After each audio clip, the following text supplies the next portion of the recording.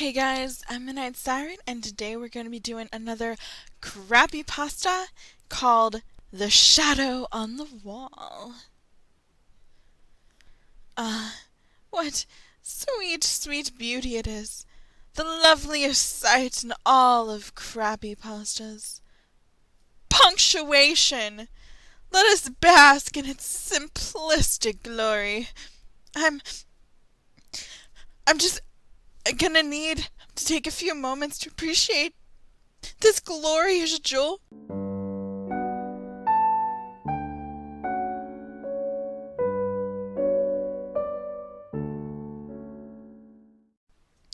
Okay, let's just get started. I get up from my bed.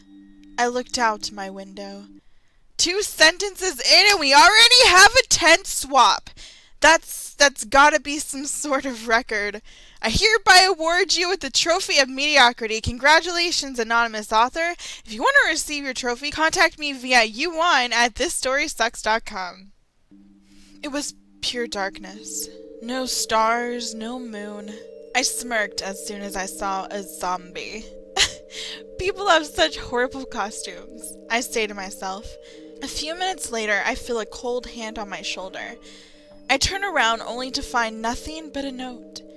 I read the note and it says, I'm hunting you for eternity. You'll never know what or who I am. I am your worst nightmare. Now turn around, pretty face. My name's Pretty Face and I think this is a prank.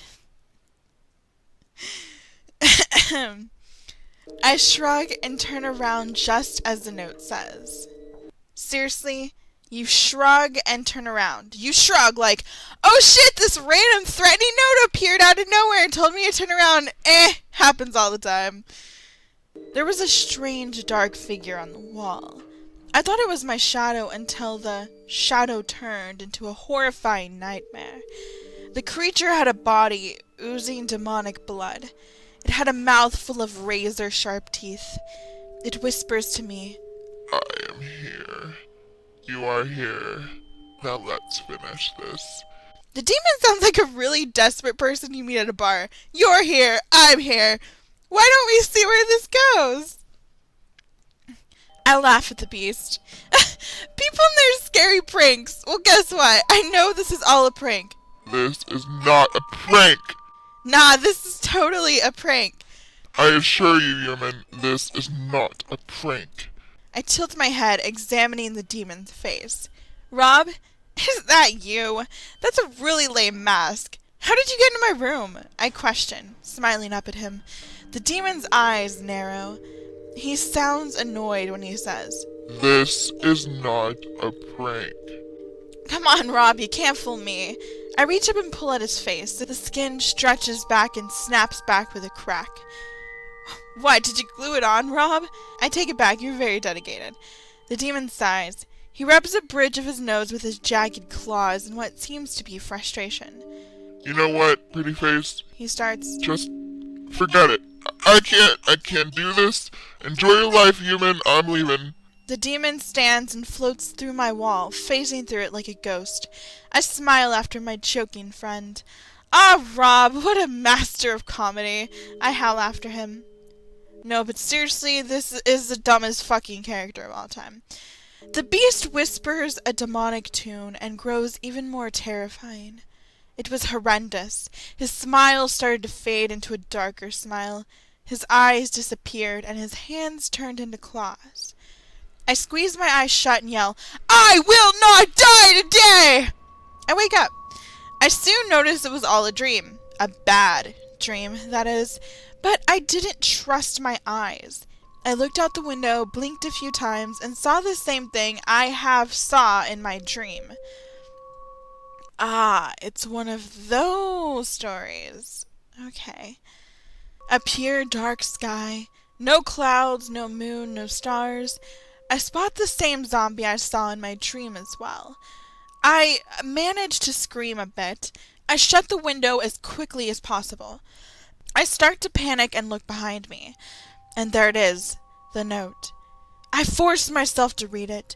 I expected it to say the same thing that it said before, but It didn't. This time it was just one word. Shadows. Shadows. Roadhouse.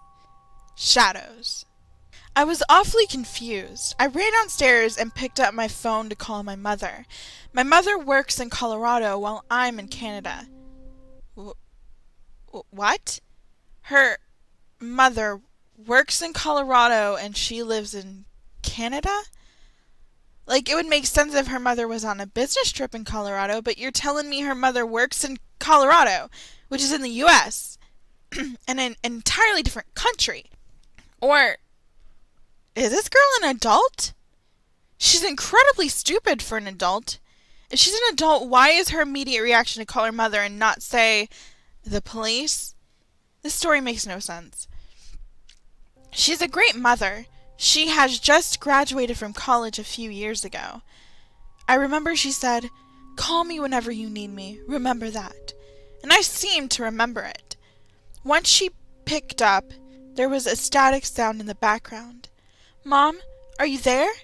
No response. "Mom! Mom!" No response. So I yell her name 5 more times.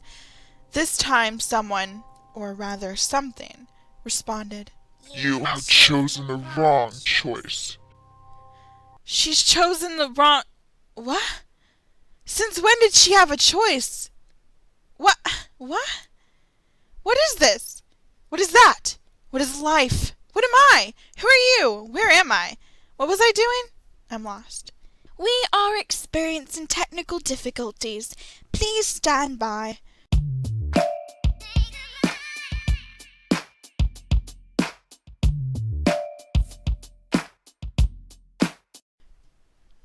It was a dark, demonic voice.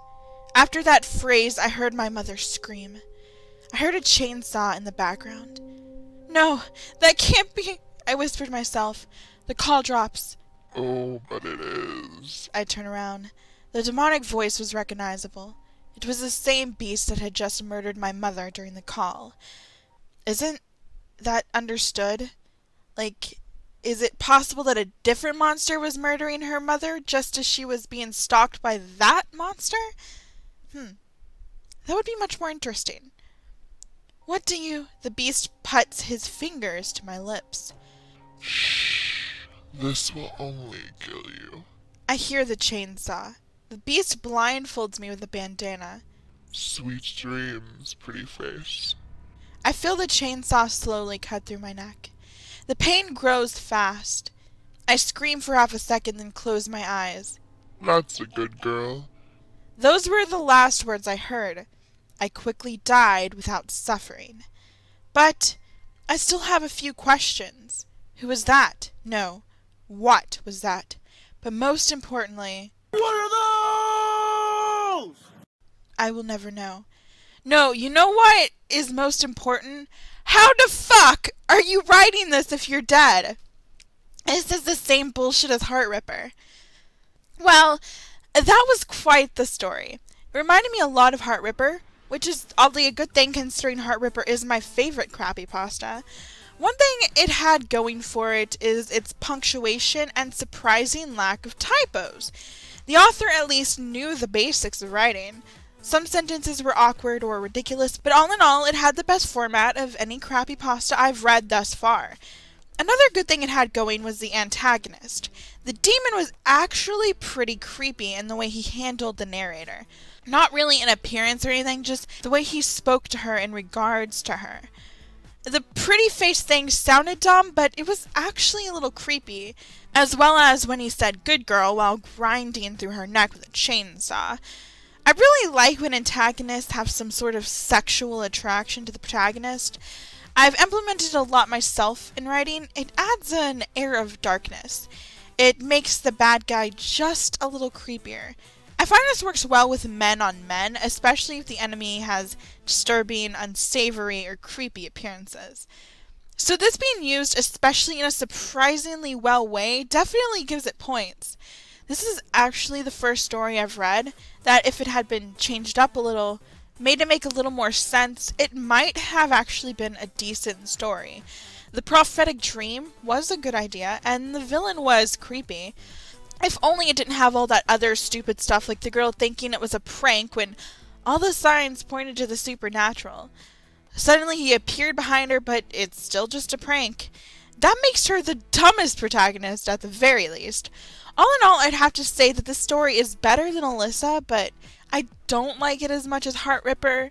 Still, it makes more sense than Heart Ripper did. On the scale of suck, I would give it a 3 out of 10. That makes it the best rated Crappypasta yet. But anyway, guys, let me know what you thought about this Crappypasta in the comments below. Let me know how this stands up to the other Crappypastas I've read. I'm Midnight Siren, and I will see you guys next time.